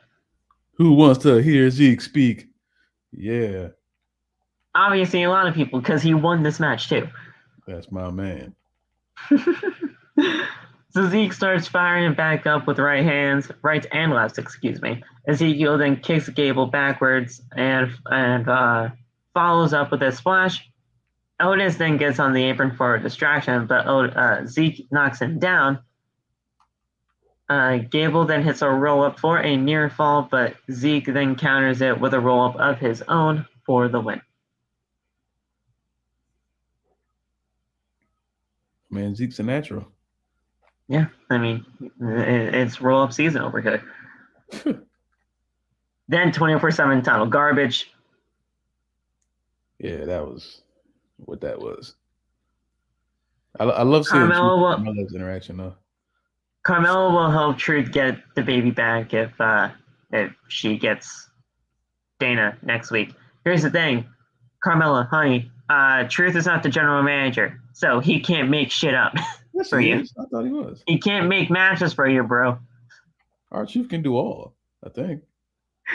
Then again, he is an attorney. Then he's a goddamn. I think he's a lawyer and attorney are kind of. It's not the same thing, but you get what I mean. Yeah. He's a lawyer. He's an attorney. He's a goddamn. He's a priest because he ministered the goddamn wedding, which I think is kind of null and void now.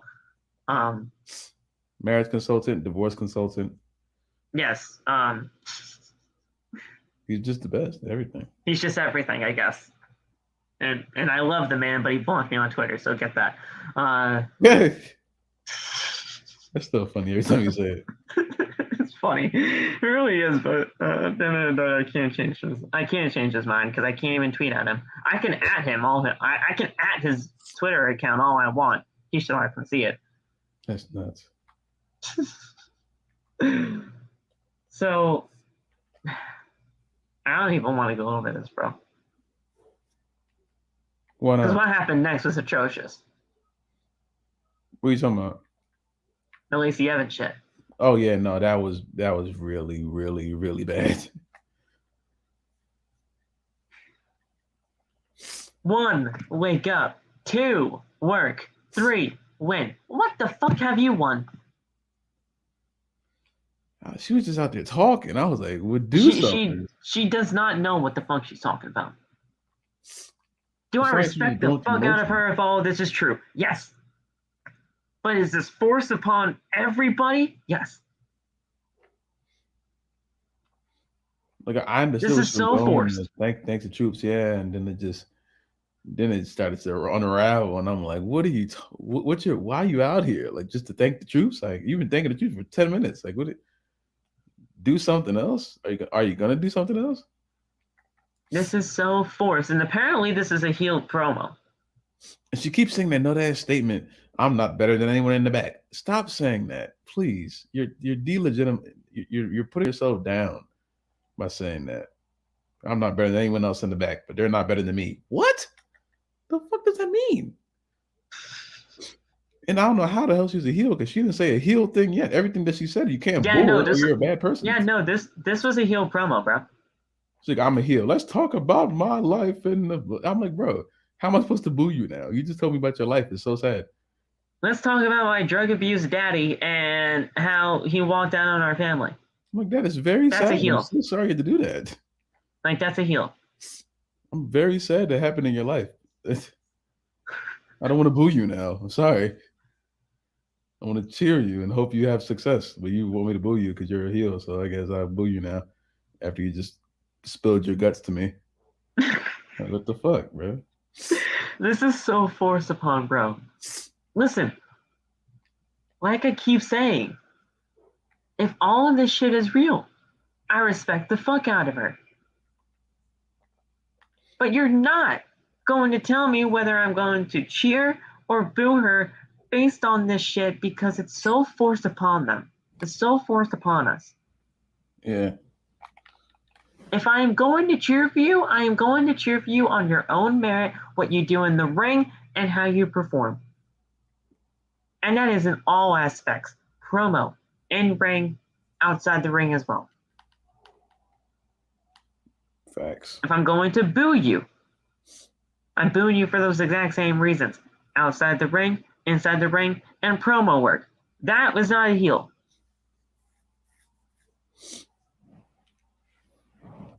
That is pouring your guts out to everybody in that arena, and legitimately thanking the armed forces is not being a heel.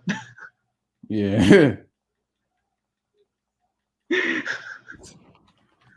Telling what you tell your daughters every single time they wake up by saying, wake up, work, and win, that is not a heel move. It's a great message. You're a great mother. If you're saying, fuck your kids, I'm going to do something about this, yeah, then that's a heel move. Hey. Like if you're Brock Lesnar saying, I don't give a shit about your kids to Heath Slater, that is a heel move. I love Brock. Man, do not care about anything.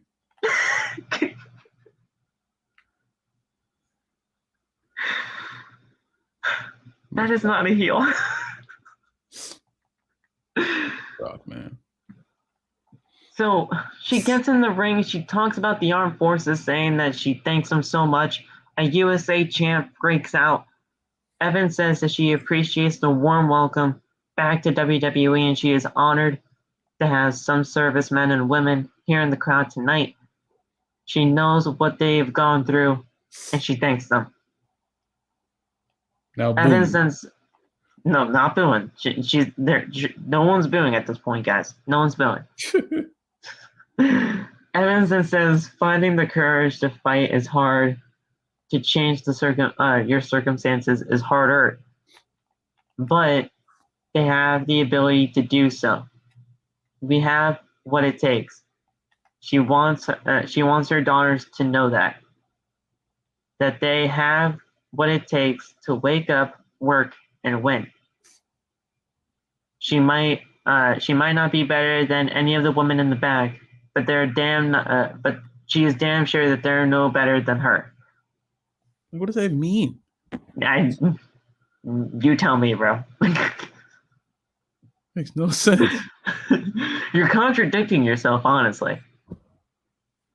That's really what it means. It's like you're contradicting yourself. Yeah, sure, you're no better than the women in the back, but they're no better than you. You're contradicting yourself. Like, why are you out here then if you're not better than anybody? Why are you wrestling here? Right. I really didn't even find her all that good in the ring anyway, but that's neither here or there.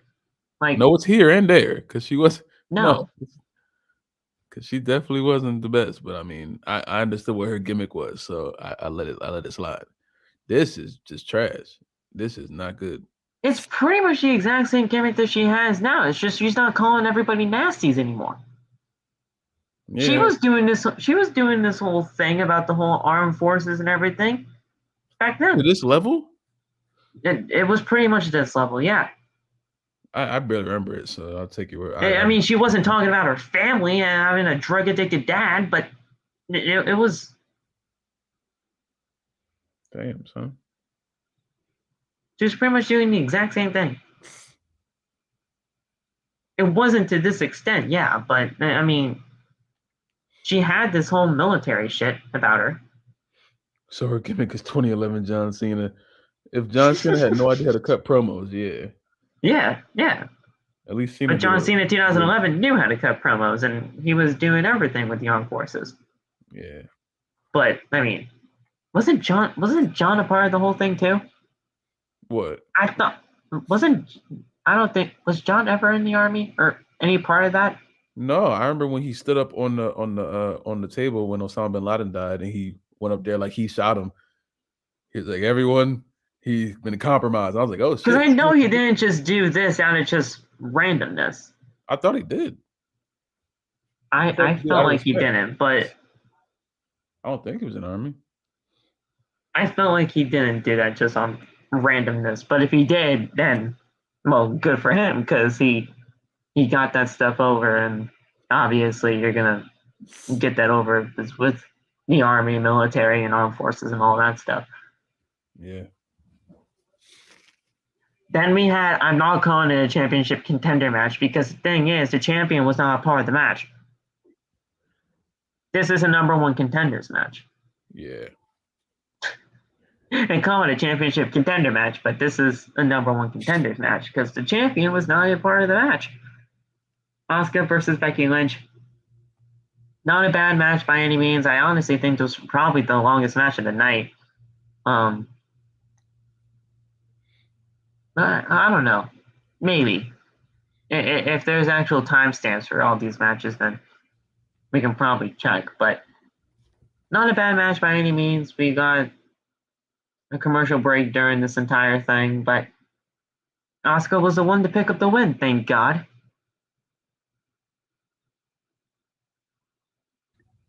That was the best thing about. I saw the green mist made me pop. I freaking missed that. I'm very happy Asuka won. She's amazing to me. Yeah, I like the green mist when it comes. I like the poison mist when it comes to Asuka for sure. So let's put. She put Asuka in the ring and kicks Balor. Bianca then chases Becky back into the ring and gets on the apron. The referee is distracted by Bianca. So Becky grabs Asuka's umbrella from the steps and wants to hit her with it. But Asuka sprayed some poison mist in Becky's face. Asuka then connects with a buzzsaw kick and wins to become the new number one contender. And she will face Bianca at Hell in a Cell. And that's it. And she's just celebrating.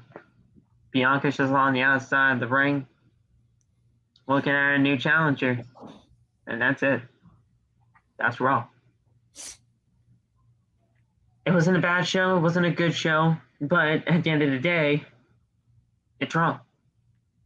The ratings are going to be terrible. People are going to say it's because of the... Well, wait. Was there a playoff game tonight? No, that's tomorrow. No?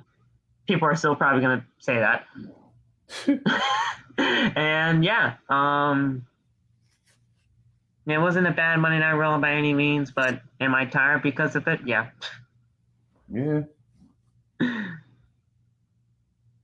Tuesday's talk. What do you think we're probably going to be talking about? If anything, it's probably more on this whole SASHA thing, right? Most likely. If news comes out. I'm sure we'll know more than and then anything else we talk about, it's just kind of random at times. I'm going to be pulling double duty because the Heat's first game one is tomorrow. And oh yeah, what time is that? 8:45. 8:45. Okay. And Nikita's second round match is next week. I mean tomorrow. Okay. We can probably do it after NXT. Yeah. Which is usually when we do that. But if you want to do it before the game or whatever, just get like a quick hour and a half one in there. We can. Before the game or before NXT, just contact me. Okay. And yeah, I mean we can do that after. I can honestly probably set up the stream during work, and then I can probably get on at like 6:30, and we can do it then. All right. And you just let me know, because I'd honestly, to me personally, I don't know about you guys, but I don't usually I like doing these whole Tuesday talks and everything, but if we do them earlier on in the night, I think it's just going to be better for all of us. That way we just can get it done out of the way and you guys can get your content. Yeah, that's true. Plus we can all just like chill for the rest of the night, especially if you have a playoff game, NXT, because I know we all love Nikita. I think it would be great if we just do these Tuesdays talks earlier on. Yeah. But you guys can let me know in the not only live chat but in the comments, or you can just message me. You guys know where we can get contacted. Yeah. But yeah, we'll figure that out. But everything else when it comes to the Raw reviews, AEW stuff, Friday Night SmackDown, and Rampage. If Rampage is on early again, bro. Are they doing it again? Rampage was early for the last 2 weeks in a row, if you didn't know. Both of them were at 5:30. People are complaining that Rampage should get canceled again. Rampage got under 300,000 viewers, and people are saying, "No, yeah, it should be canceled." It's not the normal time slot, you marks. Get over yourselves.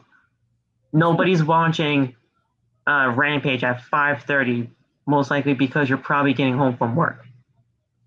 Yeah. If they're doing it early again, I'll let you guys know. If it is early, it's just a SmackDown review like normal. If it isn't, then you're getting both shows. But I'm pretty sure it's just going to be mostly SmackDown on Friday because I think we might get this again. We might get an early one again. So be on the lookout for that if that is. It's probably going to involve another Owen Hart Cup match and much more. Chris Statlander is back. I don't know if you knew that. I did not know that. She replaced Hikaru Shida in the last match. Oh, okay. For an Owen Hart Cup. I believe she faced Red Velvet on the last Rampage. Okay. So I don't know if you saw that last Rampage or not, but Chris Statlander was facing your girl Red Velvet, so you might want to see who advanced. I hope Red Velvet won. Yeah, so if you want to check that out, you could, but because I honestly have to watch back the last two Rampages because I never even saw them.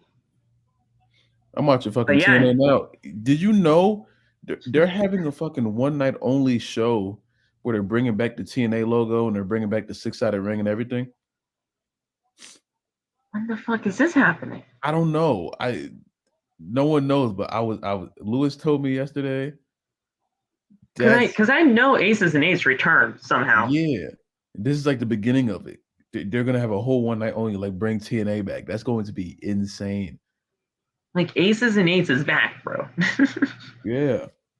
If they bring everybody back, the only thing about it, I know Vince isn't gonna allow people like freaking AJ to come over. No. Even though he has I don't even think Bully's gonna be involved. Because Bully does this whole thing with Busted Open. He better be there. Everyone has to be there. He needs to be there, yes, but I don't know if he will be. He is so far up WWE's ass, it's not even funny. That sucks. He needs to be back, TNA yes. But I'm watching TNA now. This is ridiculous. Listen, Tromo, I know what you're talking about with the whole Nikita naming her pinfall thing. Yes, God. That whole thing with the whole glam slam, like I knew rhyming. It's rhyming with the glam slam and all that stuff. People are thinking it's the yam slam. I hope. I can't wait for tomorrow. Oh my God, I can't wait for tomorrow. Well, tonight. Listen, if it's legitimately called the yam slam, they didn't let her say it because they said it was too sexually provocative. Man, they better say it. The yam slam? Yeah. That's legitimately what it's called? Yeah. I'll explain to you after turn the cameras off. Do we have to edit this out now? Because no, I'm gonna tell you later. I'm gonna tell you later. Okay, and so as long as I said that term, but we don't have to edit that out. Okay, no, it's not bad or nothing. It's just Vince didn't want that to be said on NXT for some reason, even though they've done worse on NXT. They're making NXT like some softcore shit already. All this kissing and hugging and shit. Mel, I don't know why you're yelling at us. We'd allow her to say it. It's Vince. That's the issue. Saying let her say it. It's not us. It's ridiculous. I don't know why they won't let her do things. I think Ryan Satin, man. I mean, he had her on the podcast. He had Cody on the podcast. I'm going to watch the rest of Cody's Broken Skull session after this. This is crazy time for WWE, man. But thank you guys so much for joining us right here on Outside the Brand. We'll talk to you guys very soon. Tuesday's talk tomorrow, possibly early, so look out for that. Wednesday's Dynamite. 4 Owen Hart Cup matches are happening on Dynamite on Wednesday. That's going to be fantastic. Cool. Friday for Friday for Friday Night SmackDown and AEW Rampage. Most likely not AEW Rampage, just SmackDown, excuse me. And then that's it. The pay-per-view is not this weekend or next weekend, it's the following. So we got 3 more weekends in order to get there until Hell in a Cell. All right. We'll talk to you guys soon. Have a good night, guys. Yeah. And we the ones. We'll talk to you guys soon. And by the way, the whole new layout and everything, new logo, that's coming, most likely next week. Next week is probably going to be when the start of that happens. So, season 3 coming soon. Money.